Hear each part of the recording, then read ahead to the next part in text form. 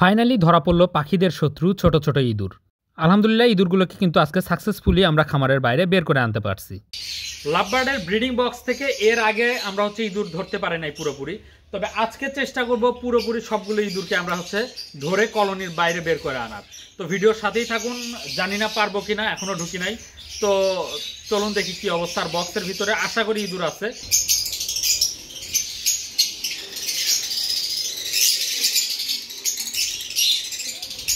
বেশি নড়াচড়া করানো যাবে না, কারণ এই বক্সের চারদিক দিয়ে নানান রকম জায়গা আছে বের হওয়ার।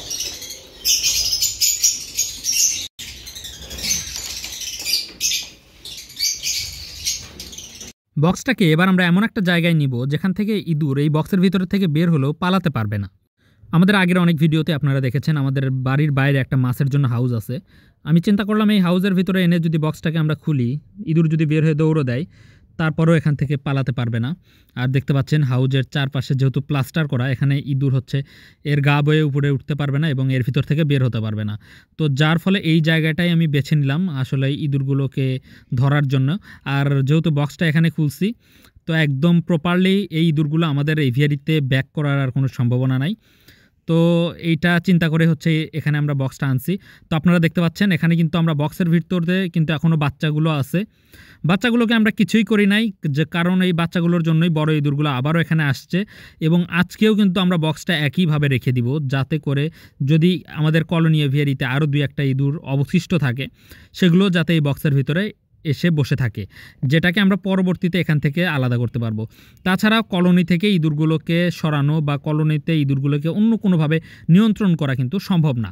তো দেখতে পাচ্ছেন ইঁদুর কিন্তু উঠতে পারতেছিল না, বাট ভয়ে খুব লাফালাফি করতেছিল। তো আলহামদুলিল্লাহ আজকে কিন্তু আমরা একটা সলিউশন করতে পারছি। বাট আরও যদি ইঁদুর থাকে তাহলে কিন্তু আমাদের এভাবে আস্তে আস্তে নিয়ন্ত্রণ করতে হবে। যেহেতু একবারে ইঁদুর জিনিসটা এমন একটা প্রাণী, এরা এদেরকে একবারে নির্মূল করাটা আসলেই খুব কঠিন ব্যাপার।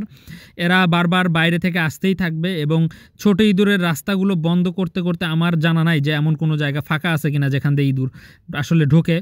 যদি সেই জায়গাটা খুঁজে পাই যেদিক দিয়ে ইঁদুর বারবার আমাদের এভিয়ারির ভিতরে ঢুকতেছে, বের হচ্ছে, অবশ্যই সেই জায়গাটা প্রপারলি বন্ধ করে দিতে হবে। তো আপাতত যেটা আমরা করতে পারি এখন, এইভাবে আমরা ইঁদুরগুলোকে নিয়ন্ত্রণ করতে পারি। তো ছোট প্রাণী হলেও অনেক ধৈর্যের পর আমরা এদেরকে ধরতে পারছি। এমন কঠিন কোনো বিষয় না, বাট ইজিও বিষয় না, হয়তো অনেক গুরুত্বপূর্ণ বিষয় না, বাট এটা বড় বড় প্রবলেমের যেহেতু সৃষ্টি করতেছে, অনেক গুরুত্বেরও দরকার আছে। তো এই ইঁদুরগুলোর জন্য অনেক প্রবলেম ফিল করতেছিলাম, আমাদের পাখিগুলো অনেক প্রবলেমে ছিল। এদেরকে এখন কি করা উচিত অবশ্যই কমেন্ট করে আপনারা জানাবেন।